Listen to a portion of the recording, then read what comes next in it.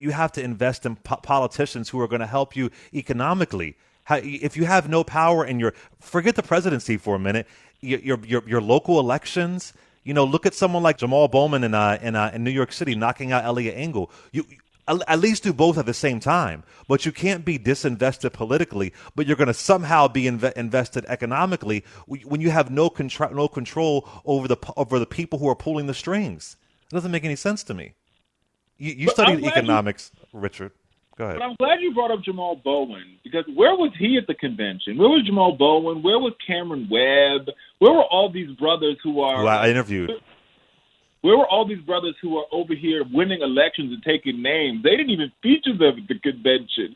But I want to make this one point around the crime bill, right? Because I do think that I get it, right? I get the idea that there's some in the Democratic Party that believe that we've got to win this elusive white working class voter. And in order to win this elusive white working class voter, we have to have this nuanced position around policing. I get that. So I think the way to do that is really the way to do that is to actually understand the black community and not believe a couple of hashtags, right? Because if you were to really understand the black community, you would understand that a majority of African Americans believe deeply in public safety. We believe in public safety. And when I say public safety, I mean this. When somebody breaks into your house, you want to be able to call the police and you want to show up in record time, lickety-split, to fix the situation.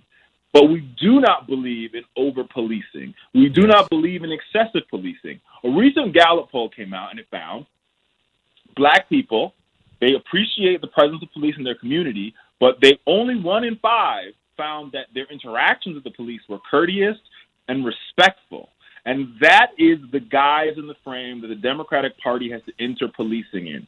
We are a party that believes in public safety. You can even say that we're a party that believes in law and order. But when we say law and order, we mean the law and order that exists in the white community is the law and order that we want in the black community, which means officer friendly at the white school should be the same officer friendly at the black school, not the officer that slams kids up against desks. Because that doesn't happen at white schools. It happens in the black schools.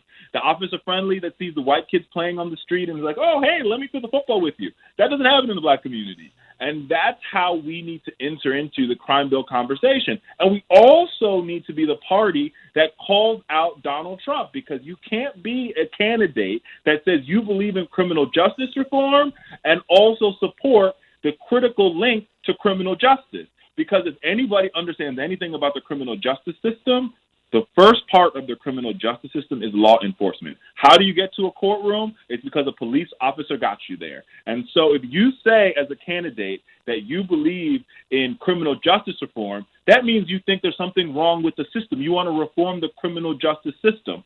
Part of the criminal justice system is law enforcement. The reason why the criminal justice system was disproportionately impacting communities of color was because those communities were over-policed.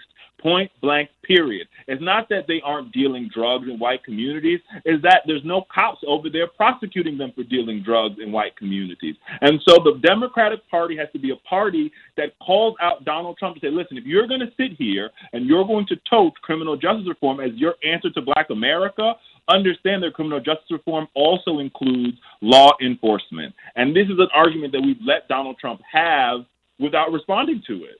We've let him have law and order, and all we're saying is we just want law and order to be equal and fair, not law and order that when we protest, you guys show up with riot gear, but when white folks show up with guns to the Michigan State Capitol and spit on cops, the cops don't have riot gear on at all, or they don't pepper spray them.